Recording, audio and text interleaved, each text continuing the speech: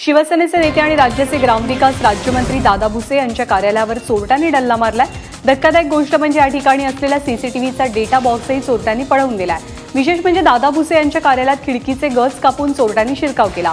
या कार्यालयामध्ये हँडी कॅमेरा त्याचबरोबर कागदपत्र बक्षिसं चोरीला गेली आहेत। या प्रकरणी पोलिसांनी गुन्हा दाखल केलाय आणि अज्ञात चोरांचा शोध घेतला जातोय। बातमी पुण्याहून आहे। पीएमपीएमएलच्या विद्यार्थी वाहतूक सेवेच्या शुल्कवाढी विरोधात शिवसेनेनं आंदोलन केलं। ज्या विद्यार्थ्यांना शुल्कवाढीचा फटका बसणार आहे त्या विद्यार्थ्यांना घेऊन शिवसेनेनं महापालिकेच्या मुख्य सभेबाहेर धरणं आंदोलन केलं।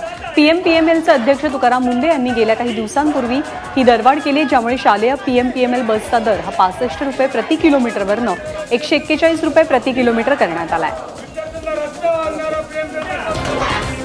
एकतर्फी प्रेमात होणाऱ्या जाचाला कंटाळून एका शिक्षिकेनं आत्महत्येचा प्रयत्न केल्याची घटना नागपुरात घडली आहे। या प्रकरणी पोलिसांनी तरुणाला अटक केलेली असून विषप्राशन करणाऱ्या महिलेची प्रकृती गंभीर असल्याचं कळतंय। पोलिसांनी दिलेल्या माहितीनुसार पीडित महिला आणि आरोपी हे एकमेकांचे शेजारी होते।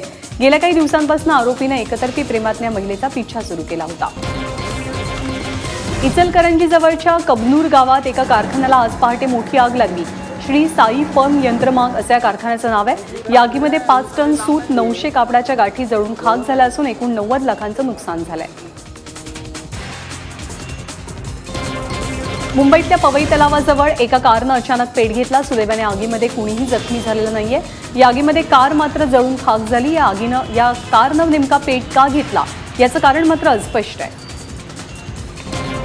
जळगावातल्या अमळनेरमधील शारदा महाविद्यालयातल्या 5वी ते 10वीच्या विद्यार्थ्यांनी उपोषण सुरू केलंय। या शाळेतले शिक्षक SF पावरा यांची शाळेतनं बदली केल्यामुळे विद्यार्थ्यांनी पाऊल उचललं। विद्यार्थी वर्गात पावरा सरांची लोकप्रियता खूप जास्त आहे, पण पावरा यांची कळमसरे इथून शाळेच्या चोपडा तालुक्यातल्या किनोद शाखेत बदली करण्यात आली आणि याच गोष्टीमुळे मुलांनी आंदोलन केल्याचं कळतंय।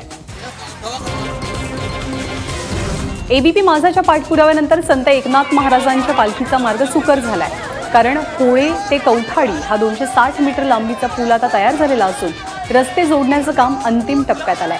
दरवर्षी पैठणहून निघणारा संत एकनाथ महाराज पालखी सोहळा हा मानाच्या 7 पालख्यांपैकी एक असतो। मात्र या पालखी सोहळ्याची होळे ते कौठाळी दरम्यानची वाट बिकट बनली होती। होळे इथून कौठाळीचा प्रवास चंद्रभागेच्या पात्रातनं होडीनं करावा लागत होता।